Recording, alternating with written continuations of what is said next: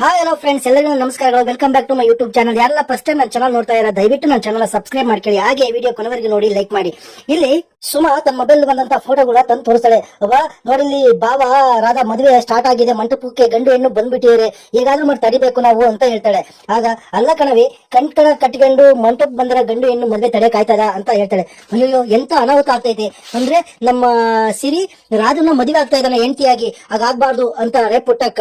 ಅಲ್ಲಮಿ ನಡ್ರಿ ಅಲ್ಲಿಗೆ ಹೋಗ್ಬಿಟ್ಟು ಹೆಂಗೂ ಬಂದ ರಮ್ಮರ್ ಕರ್ದಿere ಹೋಗ್ಬಿಟ್ಟು ಮದುವೆ ನೋಡ್ಕೊಂಬೇಡ ಅಂತ ಹೇಳ್ತಾರೆ ಗೋಪಾಲ್ ಅವರು. ಆಗ ಸುಮಾ, ಮಿಸ್ಟರ್ ಗೋಪಾಲ್, ನಾವು ಹೇಗಾದ್ರೂ ಮಾಡಿ ಸ್ನೇಹಕ್ಕನ್ನ ನಮ್ ಬಾವುಗೆ ಮದುವೆ ಮಾಡಿಸ್ಬೇಕು, ಈ ಮದುವೆ ತಡಿಬೇಕು ಅಂತ ಇದ್ದೇನೆ, ನೀವು ಮದುವೆಗೆ ಹೋಗಿ ಚಿರೋಟಿ ತಿನ್ಬೇಕು ಅನ್ಕೊಂಡಿರಾ ಅಂತ ಬೈತಾಳೆ. ಅದಾಗಲ್ಲ ಕಣಮಿ, ಏನು ಅಂದ್ರೆ ಈಗ ಮದುವೆ ಫಿಕ್ಸ್ ಆಗಿ ಗಂಡು ಹೆಣ್ಣು ಬಂದ ಮೇಲೆ ನಮ್ಮ ಅಳಿಯಂದ್ರು ತಾನೇ ಮದುವೆ ಆಗ್ತಿರೋದು, ಹುಡುಗಿ ಯಾರಾದ್ರೂ ಏನು ಅಂತಾರೆ. ಆಗ ನೀವು ಸ್ವಲ್ಪ ಸುಮ್ಮನೆ ಇರ್ತೀರಾ ಮಿಸ್ಟರ್ ಗೋಪಾಲ್ ಅಂತ ಹೇಳ್ತಾಳೆ ಸುಮಾ. ಅಜ್ಜಿ, ನೀವು ಫೋನ್ ಮಾಡಿ ಬಾವಾಗ ಹೇಳಿ, ನಿಮ್ ಮಾತು ಕೇಳ್ತಾರೆ, ತಾಳಿ ಕಟ್ಬೇಡ ಅಂತ ಹೇಳ್ತಾಳೆ ಸುಮಾ. ಅಯ್ಯೋ, ಆಗ ಪುಟ್ಟಕ್ಕ ಅವರು ಫೋನಾಗೆಲ್ಲ ಆ ಮಾತುಗಳೆಲ್ಲ ಹೇಳ್ಬಾರ್ದು ಕಣವ ಅಂತ ಹೇಳ್ತಾರೆ. ಒಂದ್ ಕೆಲಸ ಮಾಡೋಣ, ರಾಧನ ನಾವೇ ಕಿಡ್ನಾಪ್ ಮಾಡ್ಸಿರಿ ಹೇಗೆ ಅಂತ ಸುಮಾ ಹೇಳಿದಾಗ ಸಾರಾ, ಸುಮಾ ನಿನ್ ವಯಸ್ಸಿಗೆ ತಕ್ಕದ್ ಮಾತಾಡಿತೀರ, ಎಲ್ಲ ಮಾತಾಡಬಾರ್ದು ಅಂತ ಹೇಳ್ತಾಳೆ. ಅಜ್ಜಿ, ನೀವೇ ತಾನೇ ರಾಧಾ ಕೆಟ್ಟವಳು ಅಂತ ಹೇಳ್ಬಿಟ್ಟು ಈಗ ಸುಮ್ನೆ ಇದ್ರೆ ಹೆಂಗೆ ಅಂತ ಹೇಳ್ತಾಳೆ ಸುಮಾ. ನೀವೆಲ್ಲ ಯಾಕೆ ಹಿಂಗ ಅರ್ಚಾಡಕತ್ತೀರಾ, ಸ್ವಲ್ಪ ಹೊತ್ತು ಸುಮ್ನೆ ಇರಕ್ಕಾಗಕ್ಕಿಲ್ವೇ, ನೋಡೋಣ ದೇವ್ರು ಏನಾದ್ರೂ ಒಂದ್ ದಾರಿ ತೋರಿಸ್ತಾನೆ ಅಂತ ಹೇಳ್ತಾರೆ. ಅಷ್ಟರಲ್ಲಿ ಅಜ್ಜಿಗೆ ಬಲರಾಮ ಫೋನ್ ಮಾಡ್ತಾನೆ. ಅವಾಗ ಅವನ ಹತ್ರ ಮಾತಾಡ್ಬಿಟ್ಟು ಸರಿ ಆಯ್ತು ಕಣಲೆ ಅಂತ ಹೇಳಿ ಫೋನ್ ಇಡ್ತಾರೆ. ಪುಟ್ಟಕ್ಕ ನೀನ್ ಬಾ ನನ್ ಜೊತೆಗೆ ಅಂತ ಪುಟ್ಟಕ್ಕ ಕರೀತಾರೆ. ಎಲ್ಲಿಗೆ ಮರೆ ಅಂತಾರೆ. ನೀನ್ ಬಾ, ಎಲ್ಲ ಗೊತ್ತಾಯ್ತದೆ ಅಂತ ಪುಟ್ಟಕ್ಕ ಕರ್ಕೊಂಡು ಅಲ್ಲಿಂದ ಹೊರಟೋಗ್ತಾರೆ. ಈ ಪರ್ಸಿಗೆ ತಿಂಡಿ ತಂದು ಕೊಡ್ತಾಳೆ ರಾಜಿ. ತಂದು ಕೊಟ್ಬಿಟ್ಟು ಫುಲ್ ರೆಡಿ ಆಗಿರ್ತಾಳೆ ಅವಳು ಮದುವೆಗೆ ಹೋಗಕ್ಕೆ ಅಂತ.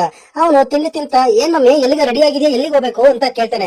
ಇದೇನು ಹಿಂಗ್ ಮಾತಾಡಿಯಲ್ಲ ನೀನು, ಇವತ್ತು ನಮ್ ಕಂಟಿದುವೆ, ಆಮೇಲೆ ರಾಧನ್ನು ಮದುವೆ ಅಲ್ವಾ, ಅದು ಕೊಟ್ಟಿದೀನಿ ನೋಡ, ಇಷ್ಟೇ ಒಡವೆ ಸಾಕ ಅಥವಾ ಇನ್ನೇನಾರು ಹಾಕಲ್ಲ ಅಂತ ಕೇಳ್ತಾಳೆ. ಸಾಕು ಬಿಡು ಮಮ್ಮಿ ಅಂತ ಹೇಳ್ತಾನೆ. ಆಮೇಲೆ ಗಂಗಾಧರನ ಸ್ನೇಹಕ್ಕನು ಕರಿ ಮಮ್ಮಿ, ಅವರು ತಿಂಡಿ ತಿನ್ಲಿ ಅಂತ ಹೇಳ್ತಾನೆ. ಆಗ ಅವಳು ತಬ್ಬಿಬ್ಬಾಗ್ತಾಳೆ. ಗಂಗಾಧರಣ್ಣ ಸ್ನೇಹಕ ಅಂತ ಕೂಗ್ತಾನೆ. ಅವ್ರೇನು ರಿಪ್ಲೈ ಮಾಡಲ್ಲ.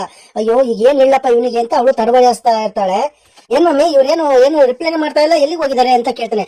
ಅವರು ಊರಿಗೆ ಹೋಗಿದಾರೆ ಕಣ ಅಂತ ಹೇಳ್ತಾಳೆ. ನೀನು ಬೇಗ ತಿನ್ನು ತಿಂಡಿ ಅಂತ ಅವನಿಗೆ ಹೇಳ್ತಾಳೆ. ಅಸಲಿ ಪರ್ಸಿಗೆ ಸ್ವಲ್ಪ ಡೌಟ್ ಬರುತ್ತೆ, ನಮ್ಮಮ್ಮ ಏನಾದ್ರು ಸುಳ್ಳು ಹೇಳ್ತಾ ಇಲ್ಲ ಅಂತ. ಆಗ ಎದ್ಬಿಟ್ಟು ಗಂಗಾಧರಣ್ಣ ಅದು ಸ್ನೇಹಿತದಂತ ರೂಮಿಗೆ ಹೋಗಿ ಚೆಕ್ ಮಾಡ್ತಾನೆ. ಅಲ್ಲಿ ನೋಡ್ರಿ ಗಂಗಾಧರಣ್ಣ ಬ್ಯಾಗ್ ಅಲ್ಲೇ ಇರುತ್ತೆ.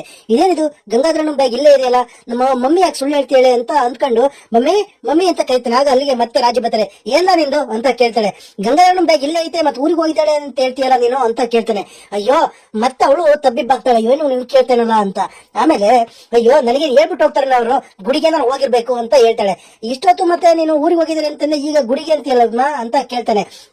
ಅವರೇ ನನಗೆ ಹೇಳ್ಬಿಟ್ಟು ಹೋಗ್ತಾರ, ಗುಡಿಗೋ ಮಂಡಿಗೋ ಅಥವಾ ಊರಿಗೋ ಎಲ್ಲ ಹೋಗಿರ್ತಾರೆ ಬಿಡ, ಒಟ್ಟಿಗೆ ಅವ್ರ ಮನೆಗೆ ಇಲ್ಲ ಕಣ ಅಷ್ಟೇ, ನಾನ್ ಮದಿಗೆ ಹೋಗ್ಬೇಕು, ಲೇಟ್ ಆಗುತ್ತೆ, ತಲೆ ತಿನ್ಬೇಡ ಅಂತ ಹೇಳ್ಬಿಟ್ಟು ಅವ್ರು ಅಲ್ಲಿಂದ ಹೊರಟೋಗ್ತಾರೆ. ಪರ್ಸಿ ಮತ್ತೆ ಆಗಿ ಬಂದ್ಬಿಟ್ಟು ಕೂತ್ಕೊಂಡು ತಿಂಡಿ ತಿಂತಿರ್ತಾನೆ.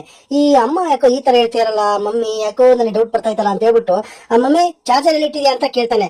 ಅಲ್ಲೆಲ್ಲ ಟಿವಿ ಹತ್ರ ಇರ್ಬೇಕು ನೋಡೋ ಅಂತ ಹೇಳ್ತಾಳೆ. ನನಗೆ ಯಾಕೋ ಡೌಟ್ ಹೊಡಿತಾ ಇದಾರ ಅಂತ ಮತ್ತೆ ಪರ್ಸಿ ಅಂದ್ಕೊಂಡು ಹಾಗೆ ಕಂಟಾಡಿಸ್ತಾ ಇರುವಾಗ ಟೇಬಲ್ ಮೇಲೆ ಇದ್ದಂತ ವ್ಯಾಸ್ ಅಂದ್ರೆ ಹೂವಿನ ಕೊಂಡೋದಕ್ಕೆ ರಕ್ತದ ಕಲೆ ಇರುತ್ತೆ. ಅದು ಗಂಗಾಧರನ ತಲೆಗೆ ರಾಧಾ ಹೊಡೆದಿರುತ್ತೆ, ಅದು ರಕ್ತದ ಕಲೆ ಹಾಗೆ ಉಳ್ಕೊಂಡಿರುತ್ತೆ.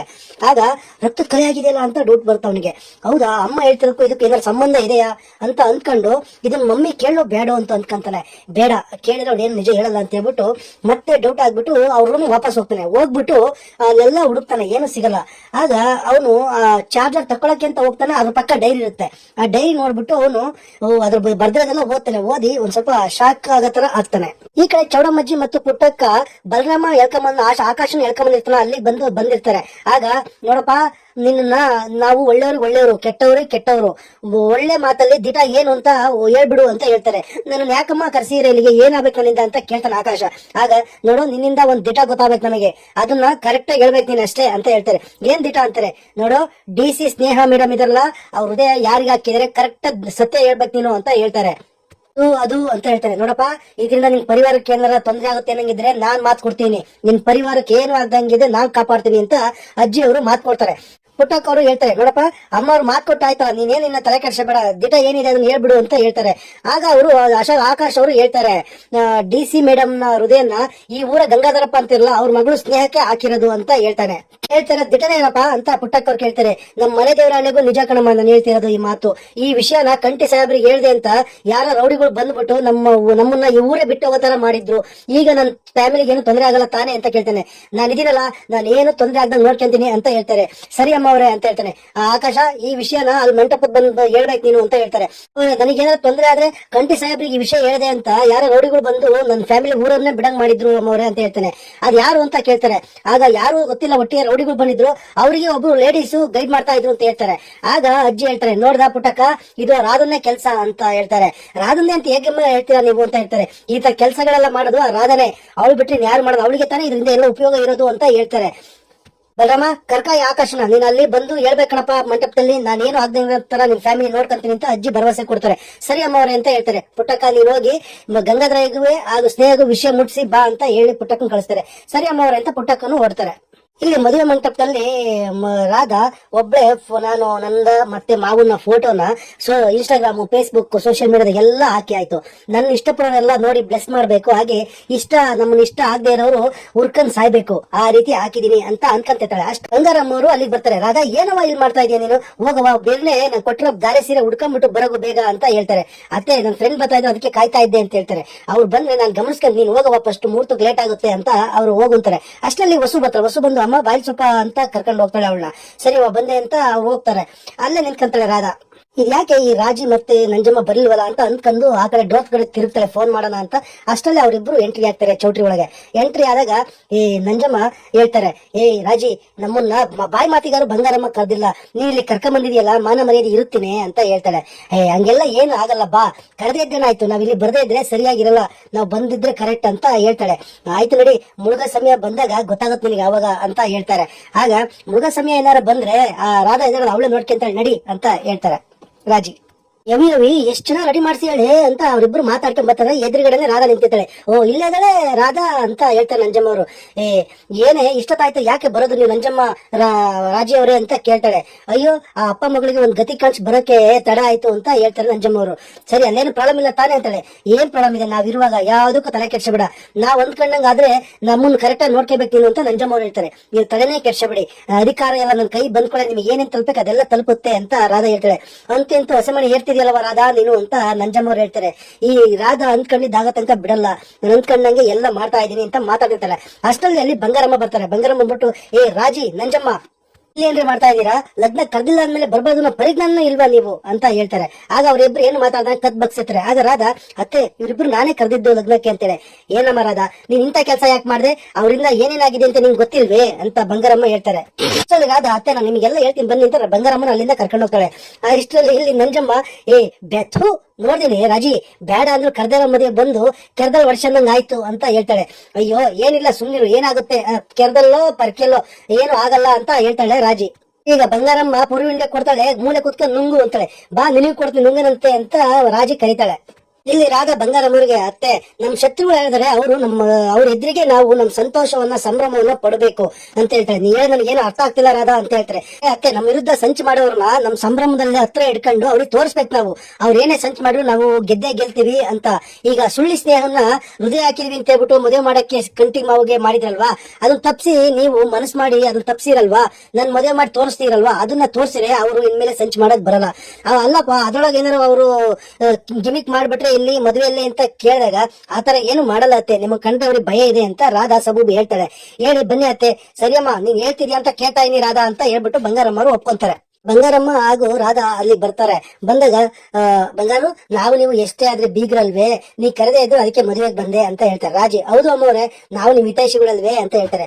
ನೋಡಿ, ನನ್ ಸೊಸೆ ಹೇಳಿದಾರೆ ಅಂತ ಸುಮ್ನೆ ಇದೀನಿ, ಏನಾದ್ರೂ ಇಲ್ಲಿ ಬಾಲ ಬಿಚ್ಚಿರೋ ಈ ಬಂಗಾರಮ್ಮ ರೌದ್ರಾವತಾರ ನೋಡ್ಬೇಕಾಗುತ್ತೆ ನೀವು. ಹಾಗೆ ಈ ಬಂದ್ವಾ ತಿಂದ್ವಾ ನೋಡಿದ್ವಾ ಹೋಗ್ವಾ ಅಷ್ಟೇ ಇರ್ಬೇಕು ಅಂತ ಹೇಳ್ಬಿಟ್ಟು ಬಂಗಾರಮ್ಮರು ಅಲ್ಲಿಂದ ವಾರ್ನ್ ಮಾಡಿ ಹೊರಟೋಗ್ತಾರೆ. ಆಗ ರಾಧಾ, ನೋಡಿ, ಅತ್ತೆ ಮಾತಿಗೆಲ್ಲ ನೀವು ತಲೆ ಕೆಡಿಸ್ಬೇಡಿ, ಹೋಗಿ ನೀವು ಜ್ಯೂಸ್ ಕುಡಿರಿ ನೆಮ್ಮದಿಯಾಗಿ ಅಂತ ಅವರಿಬ್ಬರನ್ನು ಕಳಿಸ್ತಾಳೆ. ಆಗ ಹಬ್ಬ ಸದ್ಯ ಇನ್ನ ನನ್ನ ಮದುವೆಗೆ ಯಾವುದೇ ಅಡ್ಡಿ ಆತಂಕಗಳು ಇಲ್ಲ ಅಂತ ಡೋರ್ ಕಡೆ ತಿರ್ತಾಳೆ. ಅಷ್ಟರಲ್ಲಿ ಚೌಡಮ್ಮ ಅಜ್ಜಿ ಚೌಟ್ರಿ ಒಳಗೆ ಎಂಟ್ರಿ ಆಗ್ತಾರೆ. ಅಯ್ಯೋ, ಈಗ ತಾನೇ ಯಾವ್ದೋ ಅಡ್ಡಿ ಆತಂಕ ಇಲ್ಲ ಅನ್ಕೊಂತಿದ್ದೆ, ಅಷ್ಟರಲ್ಲಿ ಎಂಟ್ರಿ ಆಯ್ತಲ್ಲ ಅಂತ ಅಂತಾಳೆ. ಅಜ್ಜಿ ನಡ್ಕೊಂಡು ಬರ್ತಾರೆ ಅಲ್ಲಿಗೆ. ಬಂಗಾರಮ್ಮ ತನ್ನ ಮನೆ ಬಂದು ಎಲ್ಲರಿಗೂ ಸ್ನೇಹಗೆ DC ಸ್ನೇಹ ತನ್ನ ಮಗಳು ಸುದ್ದಿನೇ ಹಾಕಿರೋದು ಅಂತ ಎಲ್ಲರಿಗೂ ಹೇಳ್ತಾರೆ. ಆಗ ಸಾನ, ಅಲ್ಲವಾ, ಆ ಸ್ನೇಹಗೆ ನಮ್ ಸ್ನೇಹನೇ ಹೃದಯ ಹಾಕಿರೋದು ಅಂತ ನಿನ್ ಮೊದ್ಲೇ ಗೊತ್ತಿತ್ತ ಅಂತ ಕೇಳ್ತಾಳೆ.